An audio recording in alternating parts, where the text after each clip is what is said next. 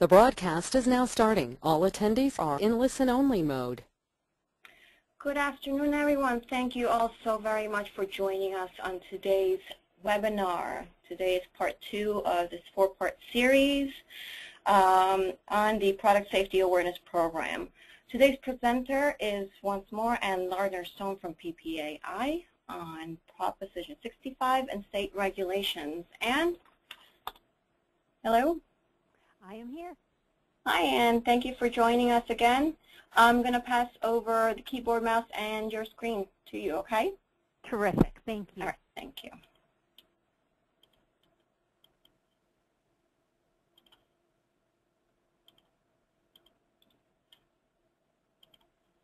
Okay.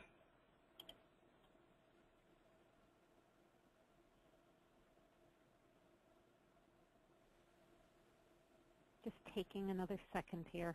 Almost there. Okay. I think we've got it. All right. Well, first of all, I want to thank you so much for giving me the opportunity to present some of our product safety awareness issues and content to all of you. And thank you for taking the time out of your day to go through it. I'm going to try to make it as interesting and not boring as I can, and try to make it as practical for you in the promotional products industry as I can as well. So what we're going to talk about today really are California Prop 65 and other state regulations. So much focus seems to be on children's products that oftentimes you forget that there are a lot of other regulations out there in the marketplace that in many cases can hit you harder in the wallet than even the Children's Product Safety Improvement Act of 2008, which really brought all the attention to product regulations in the first place. And today we're going to go over some of those very expensive mistakes that you can make and hopefully give you the tools you need to avoid that cost. So first of all, I always start with my disclaimer that this information is being furnished by PPAI for educational and informational purposes only. I'm not an attorney. This isn't legal advice. If you have some really specific questions, you need to consult with appropriate counsel. But what I'm going to try to do is give you the best information I have to help you navigate these safety challenges. So I guess I want to start by talking about what's going on the states, because what we're seeing is just one regulation pop up after another from one state to the next. And while, we try to challenge them, we try to modify them, we certainly monitor them, they keep popping up. And the question is why? Well, we saw the same thing happen in 2007. When all those recalls were coming out in 2007, 2008, with the year of the recall prior to CPSIA coming out, it was happening because states are saying, hey, look, we've got a problem with safety, particularly as it relates to children's products.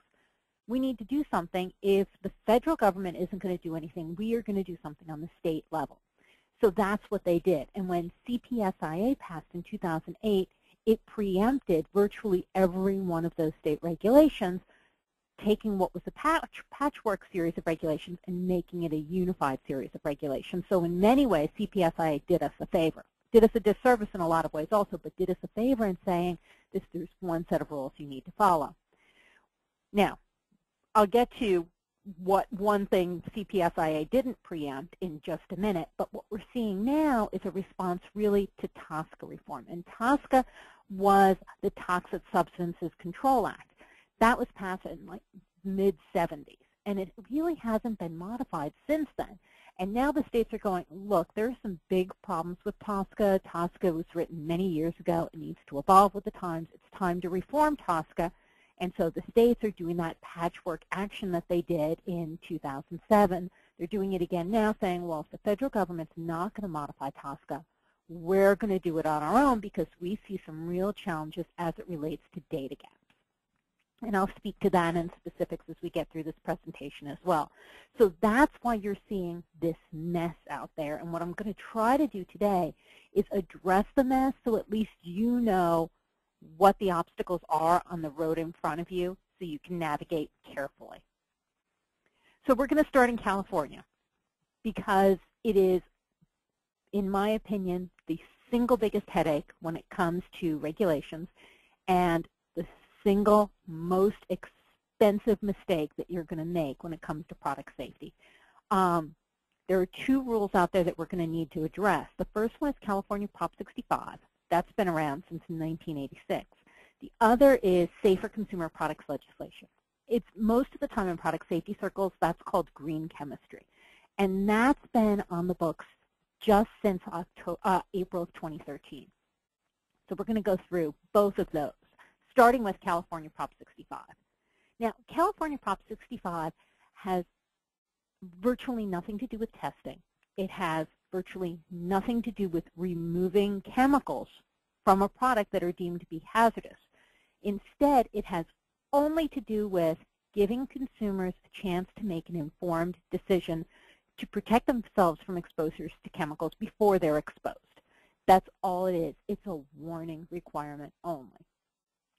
California Prop 65 was not preempted by CPSIA. So CPSIA came in and it preempted almost all the other state regulations, not California Prop 65. This has been unchanged since 1986, except more chemicals have been added and more enforcement is happening.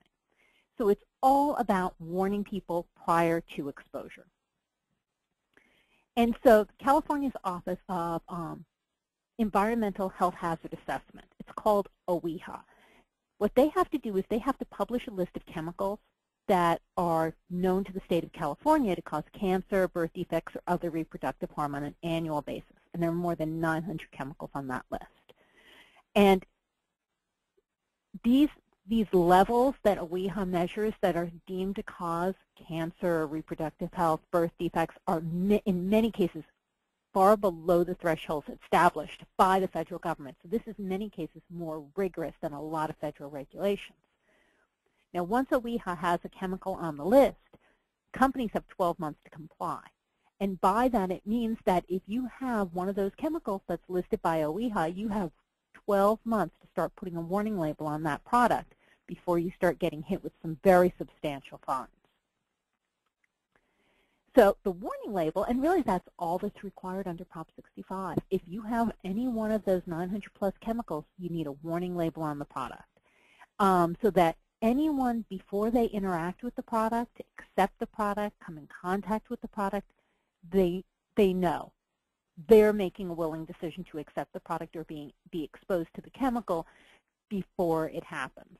And so the warning is this product contains a chemical known to the state of California to cause cancer, or this product contains a chemical known to the state of California to cause birth defects or other reproductive harm. You can't say may. You have to say contains a chemical. And a lot of people really would love to get away from the word contains and make the language softer, but you can't. Now, like I said, this is just a warning requirement. I was talking to an attorney in California many years ago, and he said you can hand out bags of nuclear waste in California. As long as you put the warning label on it, you're not going to be in trouble when it comes to Prop 65. You'll get in trouble for other things, but it's just about warning prior to exposure. So how are people exposed to it? Well, you can be exposed to one of the chemicals by consuming it, or by inhaling it, by touching it or having it absorbed through your skin, or by picking up something and then eating it by hand-to-mouth transmission. Exposure is measured in micrograms per day. So it's not measured in how much lead is in the product. It's how many micrograms of the lead are you being exposed to per day based on the average use of the product. Well, just by how complicated that was to say, it's pretty easy to understand that this is very, very, very difficult and expensive to defend, and because the burden is going to be on the manufacturer. So what that means in practical terms is everybody settles. Right across the board, 100% of the people settle. And most of the newer cases mirror CPSIA content limits, so we're talking about lead and phthalates and cadmium are the big targets, and we'll go through that as well. So now, I would think most of you are thinking, you know, we live in the Northeast. This is a California law. Why are you even boring me with this and telling me that it's, you know, so expensive? Well, because it applies to everyone. The exemptions are super, super limited. If your company has fewer than 10 employees, and that includes part-time employees, you're exempt from the warning requirements. But nobody else in the chain is exempt. And more than that, it's been changed so it most specifically applies to non-California companies as well. So let's just take an example of you are a distributor and you're based in New York and you're working with a supplier who's based in Tennessee, and you have a customer who's based in Ohio, and they're going to be distributing a product at a show in California. You're all responsible because the product is going to be handed out in California to California residents, and that means that your client will get hit with claims, the distributor will get hit with claims, the supplier will get hit with claims. Everyone's going to get hit with claims, and the only people who don't have to settle are those companies that have fewer than 10 employees. So what do? Put a label on the product. That's all you have to do. You don't need to reformulate the product to comply with Prop 65 at all. You just need to put the warning label on it.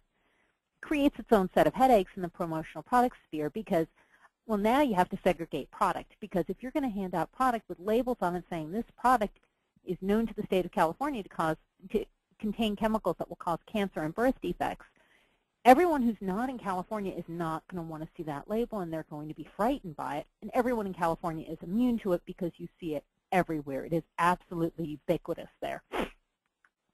So there are some chemicals where you don't have to put the warning label on the product if you know that the chemicals in that product are below the safe harbor levels that have been established by OEHA. But they're super, super low, and they're lower than federal rules. So in most cases, that's not going to help you very much.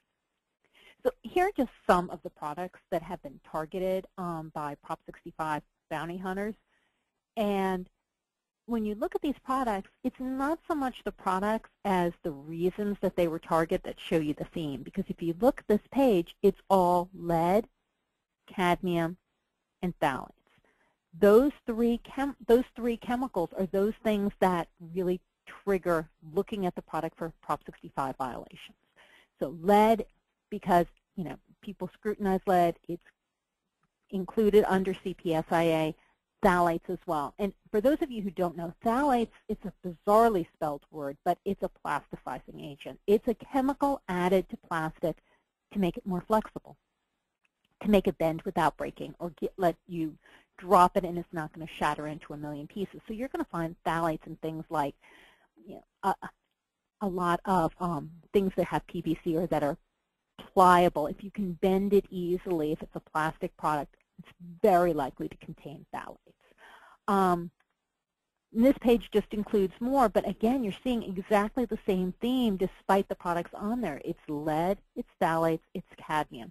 It's other things too. I mean, there are more than 900 chemicals on the list, but these are the biggest triggers and the things that we're going to find in promotional products as well. So if you know that lead, phthalates, or cadmium are being knowingly added as components in the products that you're selling, distributing, making available in California, then you need to make sure that you're following the appropriate warning guidelines.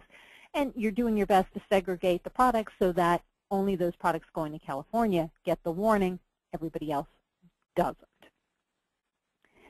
So I said that this was an expensive rule. Well, it's particularly expensive because of the enforcement measures around it. So the State Attorney General's office is responsible for enforcing Prop 65, and so are city attorneys. So if they see products or situations that violate Prop 65 rulings, they can file a claim against you. And by situations, I mean if you go into any parking garage in California, you're going to see a Prop 65 warning because you're being exposed to carbon monoxide. If you go into a bar in California, you're going to see a Prop 65 warning because of sulfates. If you go into a McDonald's in California, you're going to see Prop 65 warnings because of acrylamides. And acrylamides, they just occur when you cook French fries. So all of those places have to have Prop 65 warnings because of those rules. But products need to have it, too, if you have any of the 900 chemicals. The single biggest problem with Prop 65 is that private enforcers can also take action. And that's the majority of claims. Now, as I said earlier, it's almost impossible to defend against a Prop 65 claim because all of a sudden you're measuring micrograms of exposure per day through the average use of the product. You're not just measuring, okay, let me hit an XRF gun against the product and see how much lead is in it. So everybody settles. Well, violations for Prop 65 can be up to $2,500 per day per violation. So that means that if you have, let's say, 25 mugs that you're handing out at a trade show in California, and you find out that they have high levels of cadmium, and you didn't warn, and a bounty hunter gets a hold of it, all of a sudden you're looking at $2,500 per day times 25. So it adds up really fast, and everybody settles. Now, these bounty hunters, they walk around with these teddy bear names like the Center for Environmental Health. Their whole purpose is to look for companies violating Prop 65 and then file against you so that you settle. They split the cost with California, and that's how they make a living, and they make a very, very, very good living. So now that I've scared you all to death, what can you do about this? Well, the first thing you need to do is you need to check the chemical list. OEHA has to publish the list every single year. So what you need to do is look through that list and see if your product has any of those 900 chemicals willingly, thoughtfully, added to the product. If you do, in levels above the safe harbor level for California, you've got to put a warning label on it. And just one word on warning labels, it can be a sticker. It can be in a poly bag. The warning label can be printed on the poly bag with the product inside. This isn't a warning that needs to last the lifetime of the product the way a tracking label would for CPSIA. You just have to warn prior to exposure. It could be a piece of paper that accompanies each product. You need to confirm with suppliers. Make sure that they're not intentionally adding any of those 900 chemicals. And then you just need to test, comply, ask the right questions. Ask your customer, is the product going to be distributed in California? Ask for test reports. Sometimes you're going to be testing things that don't require testing under federal law, but they're really smart to test under California law so that you know whether to warn or not. Have the products tested for the usual suspects, lead, cadmium, phthalates. And then you apply the warning label. Now, what's next with California Prop 65? Well, they're doing a lot of fussing with it, and all of the fussing that they're proposing that they do with it, none of it's going to be good. We're monitoring it. We've been signing on to letters to OEHA, to the governor's office in California saying, come on, you have to balance this. You have to make this business friendly. We'll see what happens with it. But they're trying to make some changes to how the warnings happen. They're talking about adding pictograms and adding the color yellow, and we're saying, well, that makes it more expensive to even print the warning label. So we'll see where we go with that. That's still evolving. And they also added a number of chemicals in 2014 that I have listed here that I'm not going to pretend I can pronounce, but just know that those are now added to the chemicals that you need to be checking with suppliers, with manufacturers, saying, are these also being added to the product? So that is really Proposition 65, and I hope that made some sense to you. We'll have questions and answers at the end. And if you have any questions at any point, you can type them on the screen, and I will do my best to respond to them. But what I'm going to do now is I'm going to move on to the next rule that's coming in California, and that's really the Safer Consumer Product Regulation. And so that's what we call the we call that green chemistry most of the time. The whole point of green chemistry was to close the data gap. If you remember at the beginning of the presentation, I talked about the data gap. And when they talk about green chemistry, they're saying, okay, so TSCA reform had happened in the 70s. And really what happened was they grandfathered in all the products that had been in use prior to TSCA reform. And they said, okay, now we're going to put higher levels of scrutiny on these new products that are coming into the market. Well, green chemistry is saying, hey, look, we need to close that data gap. We need to know what's going into all of these products. We need to know what's safe, what's not, and we need to start removing unsafe products from the marketplace. And that's the whole point of green chemistry, and it really mirrors the REACH initiative that continues to happen in Europe. So this took effect October 1st of 2013, and it's going to be phased in over several years. And California is looking at almost 1,200 chemicals in total, but they have 164 initial chemicals that they're scrutinizing. And so they're saying, with these 164 chemicals that we already consider to be highly concerning, is the chemical necessary, and is there a safer alternative? So they have a 4-step process. The first thing is they look at the chemicals. And so for there, they said, okay, we have 1,200 chemicals that we're going to look at over time, and we're going to start with 164. But we're going to break that down, and we're just really going to start with about 3 chemical product combinations, and we're going to make those our priority products to scrutinize. So that's the stage they're in now. Then once they list those priority product chemical combinations and the priority products based on those combinations, then it's going to be, okay, now let's study that and see what alternatives exist. And now let's decide what alternative is best in this situation to produce only safe products to the marketplace. And then there's going to be a regulatory response. So in October of in April of 2014, this year, they designated 3 priority products and chemicals just to say, okay, these are the ones that we need to look at. And we got lucky on this one because we thought some of these might hit our industry. And the trigger is if the chemical hits the list in the product chemical combination, as an industry, you need to start being concerned because that means that they're going to start looking at lots more products that contain that chemical. But they're looking at a flame retardant called chlorinated tris in children's foam pad sleeping products. So that's not a tremendous issue for us. They looked at paint and varnish strippers and surface cleaners, and they looked at some spray polyurethane foam. So for us as an industry, excellent that they're focusing on other issues for now. But now for all those people that are produce products in those categories, they all have to require alternative assessments. And then the state can impose conditions for compliance, which means, okay, well, now the new rule is if you're making a children's foam padded sleeping product that contains chlorinated tris, you need to either put a warning label on it, or maybe we're not going to let you use that product, or maybe you can only use that product for children over the age of 4. I mean, whatever they choose, the state can put that restriction on it, and you're going to need to comply with it. So in September of this year, 2014, they proposed a 3-year working plan. And what they're going to look at then, the things that are going to really affect our industry are going to be the beauty, personal care, and hygiene products.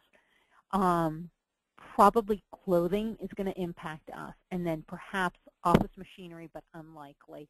The rest are unlikely to hit us too much as an industry, but as all of us know, anything can be a promotional product. So we can easily have things in virtually all of these categories, and that's why it's important that we continue to monitor green chemistry. So for now, just worry about Prop 65, monitor green chemistry.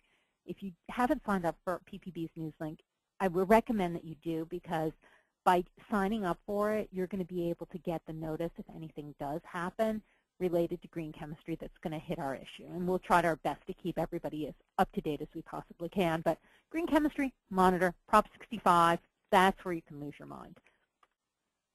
So that takes care of California. Now I'm going to go on to all the other states. As I said, it's like a big patchwork. We're going to start with the state of Washington. So what Washington State did, it's kind of an interesting approach. It's the same philosophy of let's close that data gap. So what Washington State did was they've created a list of chemicals that they think are concerning as they relate chemicals of high concern to children. And they said, you know what? We have 66 chemicals that we are concerned by. And if you're going to have any of those 66 chemicals in a product that's intended primarily for use by children, and you're going to distribute it in Washington State, you need to report it. And it contains a lot of the same players: phthalates, cadmium, lead, as well as formaldehyde and mercury and BPA and things like that. But they created a tier structure.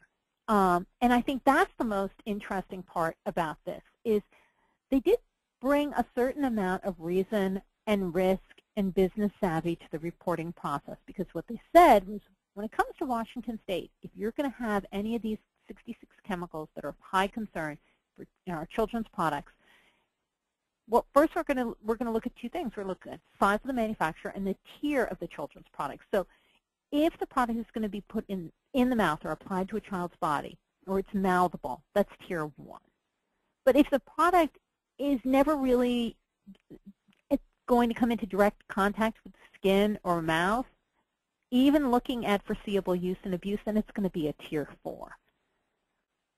And then the reporting requirements are scheduled based on the tier, which is really the risk level associated with the product, and the size of the manufacturer, which is really your ability to apply and adhere to these regulations without being put out of business. So if you are just a huge company, more than $1 billion a year, and you're creating a product that's intended for a child to put under the age of 3 to put in their mouth, then you should have been reporting on these 66 chemicals since August 2012.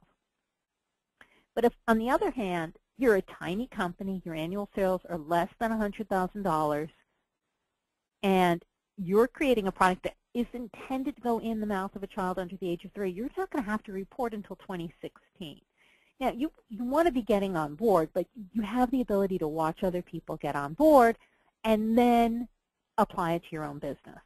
And if it's a tier 4 product, like it's not going to come in direct contact with the child, then the reporting is on a case-by-case basis. So that's pretty useful. But still, it's expensive. It's not easy. It puts another layer between you and doing business effectively. So what do? Well, you could test all 66 chemicals and all materials, but that's going to cost you a ton of money, and it's really unnecessary. So what you want to do is you want to kind of Prop 65 like say, okay, so manufacturer, supplier, are any of these 66 chemicals in this product? If yes, then you're going to need to report. The other thing you can do is you can create for yourself a restricted substances list. We have one on our website, and we got it from AAFA, which is another association. And what you can do there is you can say, okay, I'm telling you as our supplier that these 66 chemicals are on our restricted substances list, and I don't want you adding them to our products. And that can help you somewhat. So moving from Washington State, let's look at Illinois for a moment. And in Illinois, they have a Lead Poisoning Prevention Act. And basically what it is they needed to raise the bar against CPSIA. So the Children's Product Safety Improvement Act that I keep talking about, that has a level of 100 parts per million of lead in the substrate of the product and 90 parts per million in lead for a children's product. Well, in Illinois, what they did was they dropped that level for surface coating to 40 parts per million for toys, child care articles, children's jewelry, for any surface coating where the coating has more than 40 parts per million of lead, as well as child care articles and jewelry if the lead in the substrate is more than 40 parts per million.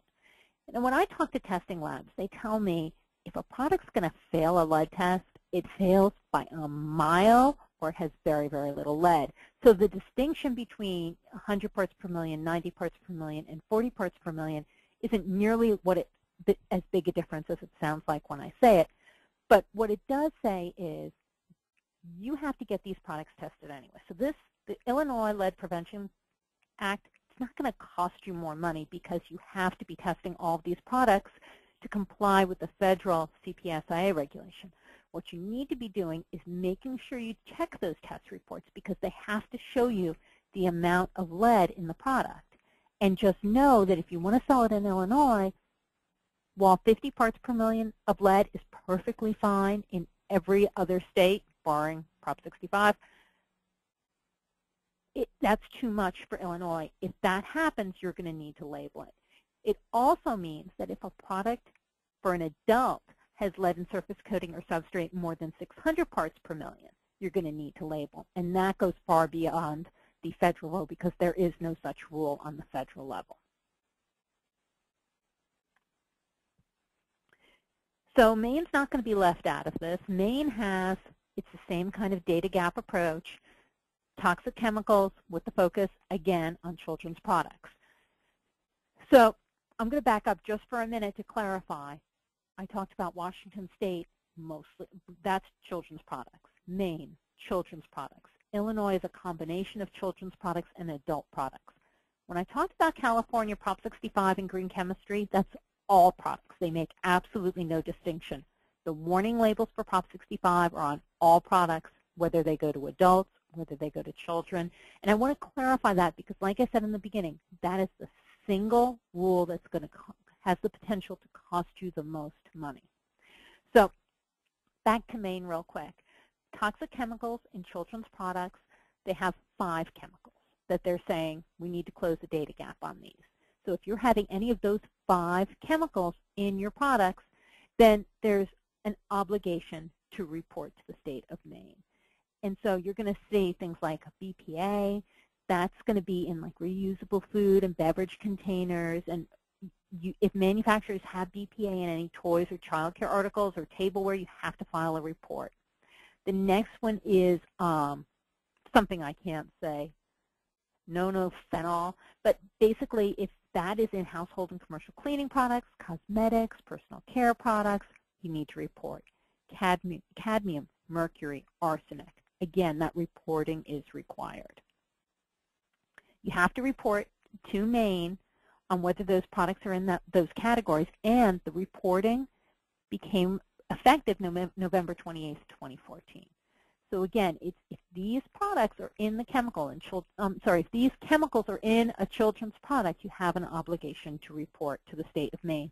And most of these reports, you have to pay to file the report. So that's not free either, unfortunately. Vermont has another act, and again, it's toxic substances. It applies to children's products intended primarily for people 12 years of age or under. This one became effective in June of this year. It has 66 chemicals, and it's identical to Washington State's list. So you have to disclose. You have to let them know. It's all about trying to weed out problematic chemicals from children's products.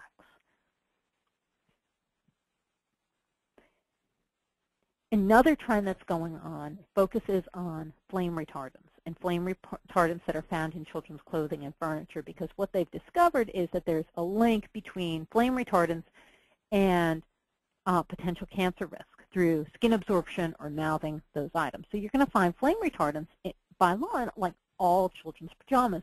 Certain flame retardants have been identified as being problematic. So if your segment of the marketplace focuses on children's sleepwear, children's clothing, children's furniture, be aware of this, because you're going to need to start thinking about what kind of flame retardant you want to use instead of all of these that are listed on the screen right now. Because if you're finding this in this many states, you might as well say, I need to just remove these chemicals entirely from my product and replace it with something else that's going to make me a harder target to come after. Now, BPA is something that was in the news a ton years ago, not so much anymore. You're going to find BPA in like some polycarbonate plastics, some epoxy resins, in other kinds of plastic materials. Well, it's suspected as an endocrine disruptor, and so the primary risk is to infants and young children. It was used in baby bottles and water bottles for decades. Now, not so much anymore. It's also on the inside coating of almost all food and beverage cans. So Wisconsin has banned BPA in baby bottles and sippy cups. They also have a requirement that children's items be labeled BPA-free. And BPA has also been banned mostly in baby bottles and sippy cups in 10 other states, with lots of other states following. So again, when you're talking about if your segment of the marketplace where you're using baby bottles or sippy cups, you want to avoid those products that contain BPA, because there are so many states that have rules, more states coming on. Better to avoid that and find a safer alternative within that product category than risk having to segment the marketplace. There are also rules about stuffed toy labeling. These aren't new rules, though, and really, you know, if you're dealing with Plush and really good suppliers in the U.S., they've got this handled. They know that you have to have licenses and labeling laws for Pennsylvania, Massachusetts, Ohio, and if you look at any Plush, you're going to see that kind of labeling requirement on it. If you're sourcing plush from overseas, that's when you're going to need to be a little bit more concerned and ask some smart questions of your supplier and saying, you know, are you complying with all the appropriate licensing laws? Because you need to register and pay fees to Pennsylvania, Massachusetts, and Ohio for the plush. And you have to submit sort of detailed information about the filler content, because the fill on the plush, it needs to be clean. It can't be, you know, let's sweep the floor and use that to fill the plush. That's one of the reasons that they have the license. And specimens of the toy are selected at random just to make sure that, you know, they comply with everything. And then you just sew in a label. One label complies with all 3 states, and it includes Pennsylvania license number, name and principal place of business, a statement that it's all new materials with the type of material. So again, this isn't something where you're going to need to lose sleep. It's just when you're dealing with a U.S. supplier, just do your due diligence. Make sure you're just checking to make sure the information is there.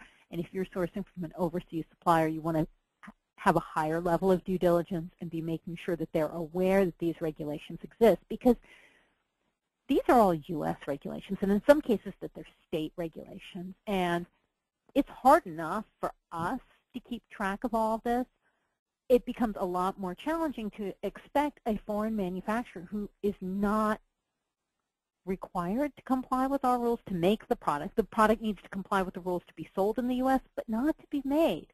So there can be a little bit of a data gap in that area as well. So conversations, setting expectations appropriately is really critical when you're dealing with product regulation rules. There are rules about jewelry regulation. There's one in Rhode Island. That was the first one that came out, and it has to comply with a certain ASTM standard. So just be aware of that. I'm not going to get into a lot of detail on that. I'm happy to talk to anyone offline about it. There are rules about polybags. So if you use any sort of polybags, you need to have a warning on the polybag if it's less than 1 millimeter thick. And they're all different regulations, but that polybag suffocation warning is required in California, Massachusetts, New York, Rhode Island, Virginia. But like I said earlier, once it's required by that many states, it's easier to just put that warning on all the polybags rather than having to try to segment the marketplace. And we have a best practice just on this. So if this is something that you need more information on, you can just go to the PPI website and you can get the information there.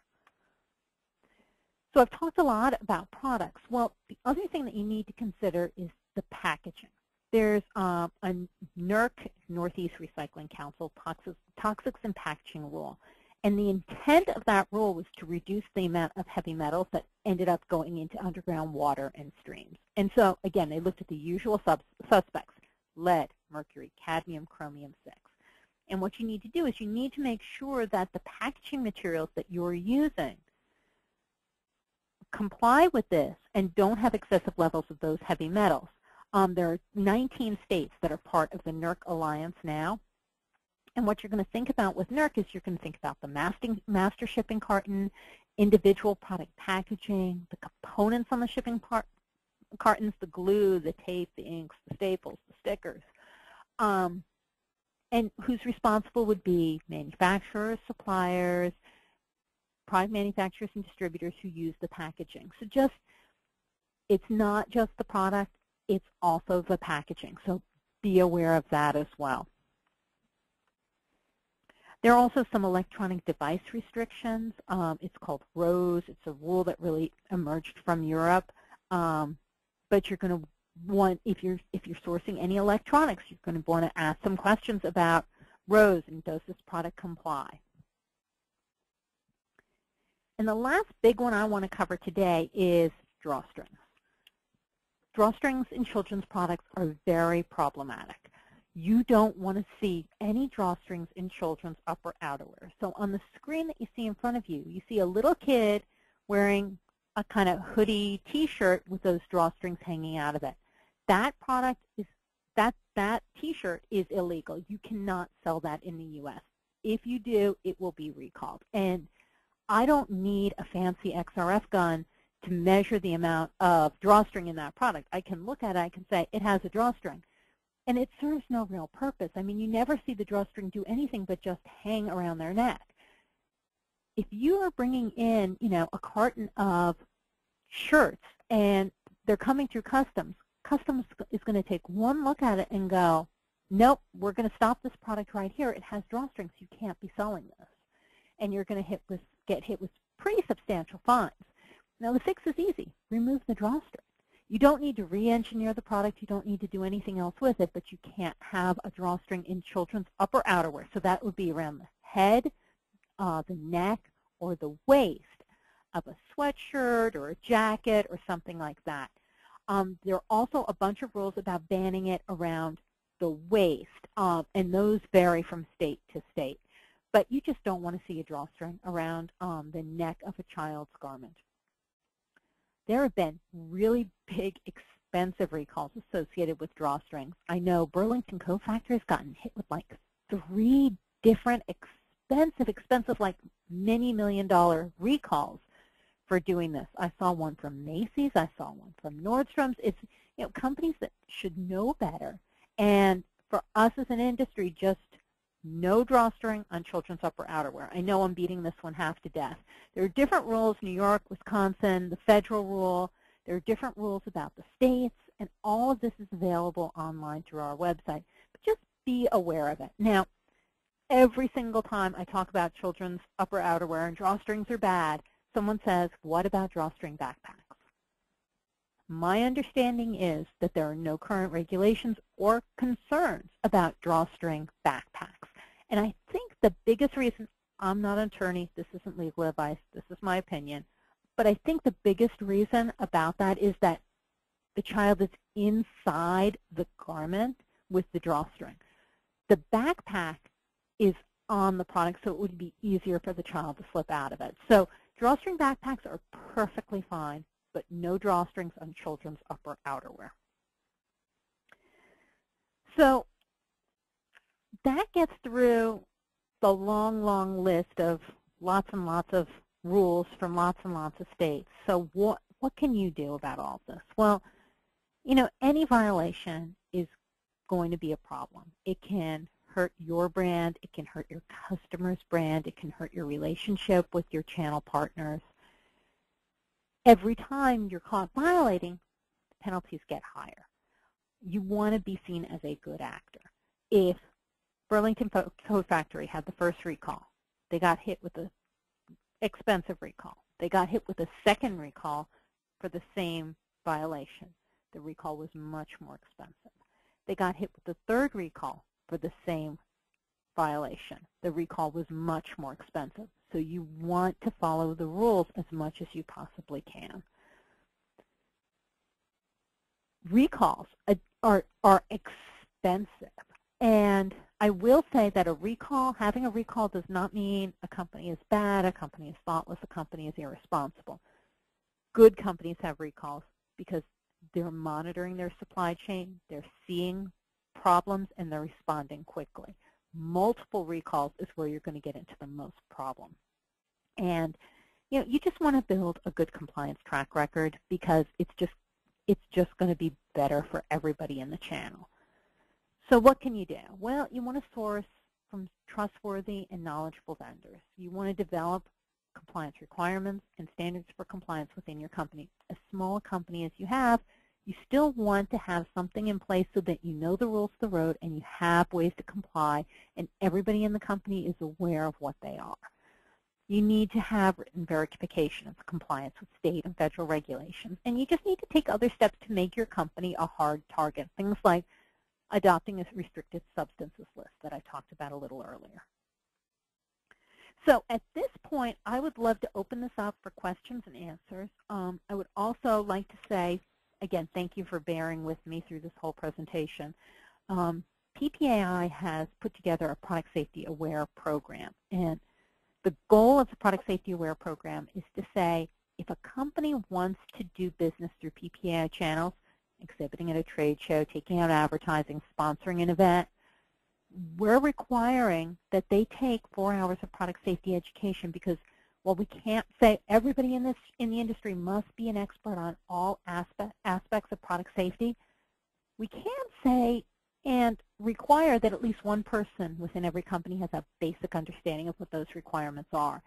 So there are 4 hours required, three required elements are product safety basics, which I did in the first part of this 4-series webinar. The second one is the Prop 65 and state regulations that I just went through. The next is an undue influence program, which is super short and doesn't take very much time at all, but it is required under CPSIA. And the last requirement is an elective, so anything you would want to take on the subject. So I'm going to look through this, and Lucio, if you have any questions, if you could let me know as well, that would be great. Yeah, we have a couple of people here that have asked questions. Okay. So Erica Decree asked, or it's basically her question. They had a customer who ran a convention in London.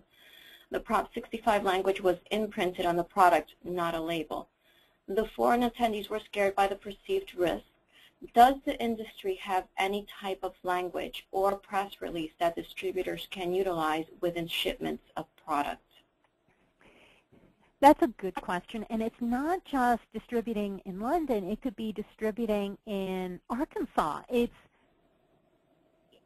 Prop 65 warning scares people, and that's why you have to have conversations with everybody in the supply chain. You need to be saying to your customer, where is the product going to be distributed? London. Okay, well, let me tell the supplier, because maybe the supplier has, they know that the product contains higher levels of lead than allowed under Prop 65 OEHA requirements in California, so they don't want to get hit by any Prop 65 bounty hunters, so they automatically put the warning label on it. They have no idea where the product is being distributed based on your order typically. You're going to need to tell them this product is going to London, this product's going to be distributed in Arkansas, this product's going to be distributed in Ohio. Please don't put the warning label on it because it's not required in those places. So that's the conversation. You need to ask the customer and you need to tell the distributor. And the distributor may well say, I'm sorry, this is company policy, we put the warning label on everything. And then it becomes a business decision about whether you want to work with that supplier or not. Or maybe you feel comfortable including some language saying this product complies with all federal regulations. However, it has lead in levels that the state of California finds problematic, therefore the warning label is applied. It's really up to you how you want to handle it. The easiest way is to label only those products that are going to be distributed in California and not label the others. Okay. The second question is from Conan Tezel. How about belts around children's robes? I think this was in reference to the hoodies and the strings. Right. Yeah, so they want to know the belts around the kids' children's robes. Is there anything against that? Not to the best of my knowledge. Okay. All right. Lemdu is asking if we are a supplier and there is no documentation on the PO from the customer or shipping address that the item is shipping or used in California. Are we responsible for Prop 65 warning labels? If the product ends up in California and a Prop 65 bounty hunter finds it, you will be financially penalized for it. It's a pretty substantial level. So it makes sense to ask the question. If you know that the product is going to, be a trigger based on the products. If it's just something that's paper that you're distributing in California, you're not going to need to worry about it because it's not going to contain those things, most probably. We created a document on how to talk to an end buyer. And again, it's on the PPI website. It's free. You can help yourself to it. But the concept behind it was there are all sorts of questions that you have to ask the customer.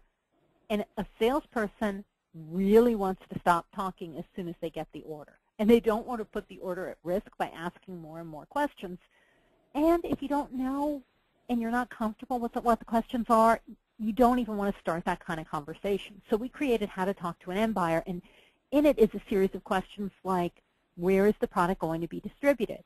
So that you can just make a little note and it triggers you to say, well, there are certain regulations in certain states. Is it a children's product? How do you typically source your products? Do you just have a promotional products closet where you put everything and then that's what you use for the whole year regardless of intended audience or intended place of distribution? well, then that's going to help figure out what kind of products we need to provide you with to ensure that you're complying with all the different state regulations. So I would suggest you take a look at that document. I'll send a link to where you can find it to Rocio after this presentation to just make it available. Okay. Yes, and then I'll go ahead and send everyone that link along with the link to this webinar Great. on a later date. And I guess one more question, also in regards to drawstrings, Donna Lopinto wants to know the draw cord on basketball shorts. That would be the waistbands. So let me see if I can hop back to this.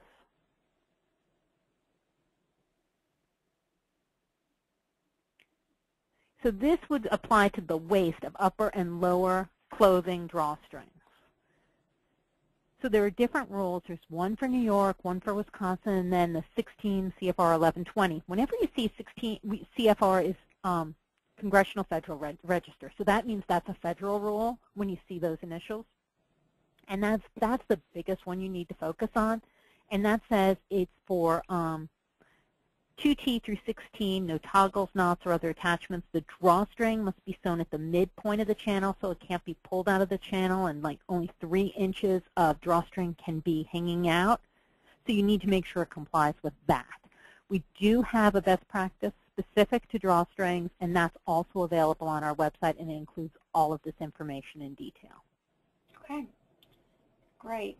And I think that's it pretty much for the questions from our attendees. Anyone else have any other questions? I have a bunch of resources here, and I have my email address. So if you do have any other questions, let me know. If you're planning on attending Expo next month, we're doing a ton of education. We always do a ton of education, but we're going to do a lot of product safety education as well, so that if you're trying to become product safety aware as a supplier, we have education during the regular education days, but we're also going to have all the required elements. We're just going to do it on the show floor. We're calling it our non-climate controlled education. And just on the show floor, during setup, you can swing on over and pick up whatever classes you might have be missing. So that's going to be on Monday at Expo. Okay. Thank you so much, Anne, for all of your information on these very important regulations that we need to be aware of. The link for the next seminar will be going out next week for the next seminar, which is part 3 of this 4-part series. It's for the undue influence training. And like you said, that's one of the sessions that's required. Any other questions that you guys have, I will also email everyone with Anne's contact information. If you have any questions, you can email me, you can email Anne, and we'll be more than happy to help you out. This webinar will be available on our YouTube channel, SAGNY, so you can check them out. And the first part is also available through there. Again, thank you all so very much for attending. We hope you guys have a wonderful holiday season. And thank you again. We will see you guys again on the 22nd of January for the third part. Thank you for the opportunity to talk to all of you, and I hope you all have wonderful holidays. Thank you, Anne. Everyone have a good day.